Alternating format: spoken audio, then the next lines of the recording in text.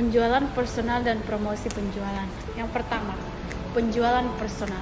Penjualan personal atau biasa disebut dengan personal selling atau penjualan pribadi, yaitu komunikasi langsung atau tatap muka antara penjual dengan calon pelanggan untuk memperkenalkan sebuah produk kepada calon pelanggan dan membentuk pemahaman terhadap pelanggan terhadap produk sehingga pelanggan kemudian akan mencoba dan membelinya.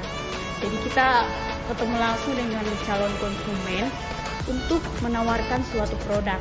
Itu juga biasa disebut dengan promosi offline.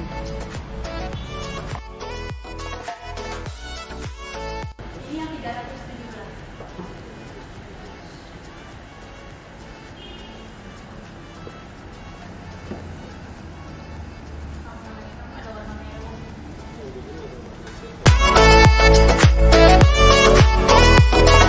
Mengelola tenaga penjualan.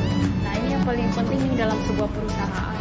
Nah, ada beberapa hal yang harus diperhatikan dalam mengelola tenaga penjualan. Yang pertama adalah tujuan atau biasa disebut dengan goal setting. Dan yang kedua adalah rekrutmen. Dan yang ketiga adalah pelatihan dan pengembangan atau biasa kita sebut dengan masa training. Dan yang keempat adalah tujuan tim penjualan. Yang keempat adalah pengorganisasian tim penjualan. Dan yang terakhir adalah motivasi tim penjualan.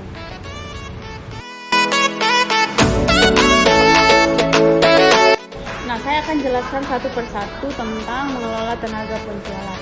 Yang pertama tadi penetapan tujuan. Nah, penetapan tujuan ini atau goal setting merupakan dasar dari semua aktivitas definisi penjualan, seperti strategi penjualan yang disusun berdasar tujuan yang hendak akan dicapai. Dan yang kedua adalah rekrutmen. Aktivitas berikut ini dari manajemen tenaga penjualan adalah melakukan proses rekrutmen, yaitu mencari, memilih, dan melakukan seleksi untuk mendapatkan kandidat yang sesuai dengan kebutuhan. Dan yang ketiga adalah pelatihan atau pengembangan. Minimal mereka harus mengenal lingkungan, budaya, dan sekian aturan dasar perusahaan yang baru tersebut.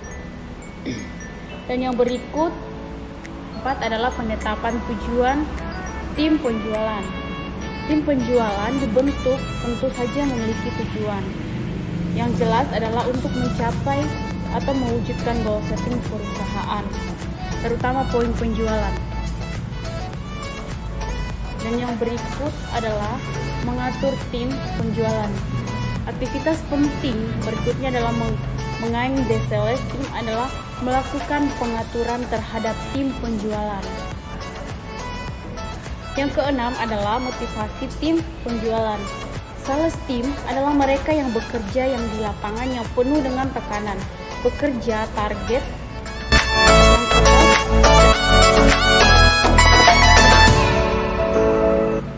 Nah, yang terakhir adalah promosi penjualan. Nah, promosi penjualan adalah sebuah usaha untuk menyebarluaskan atau menawarkan sebuah produk atau jasa dengan tujuan menarik para calon konsumen untuk membelinya.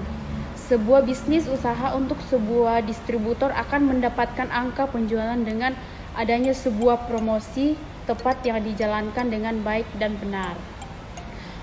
Nah, untuk menyebarluaskan informasi sebuah produk kepada calon konsumen yang dianggap potensial, untuk memperoleh konsumen baru dan menjaga loyalitas konsumen, untuk menaikkan omset penjualan dan menjaga keuntungan atau laba, untuk memberitahukan keunggulan suatu produk dibanding dengan produk kompetitor lain, untuk membangun citra atau branding di mata konsumen sesuai pada apa yang diinginkan, untuk mengubah tingkah laku dan juga mendapatkan konsumen terhadap suatu produk.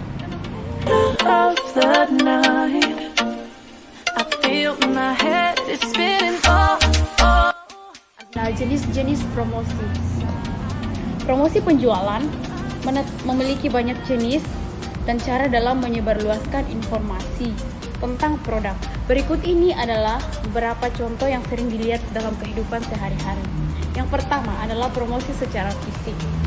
Nah, sebuah promosi yang biasanya diadakan langsung di lingkungan fisik terjadi pada acara-acara tertentu, pada suatu tempat seperti pameran. Ya, kita biasa lihat pameran mobil di Orchid atau di Hadis. Itu adalah promosi secara fisik. Dan yang berikut adalah promosi melalui media tradisional. Promosi penjualan melalui media tradisional adalah sebuah promosi penjualan yang menggunakan media cetak maupun media elektronik sebagai tempat untuk menyebarluaskan informasi terkait produk yang ditawarkan atau dijual. Just so houses come to life in the middle of the night. I feel my head is spinning all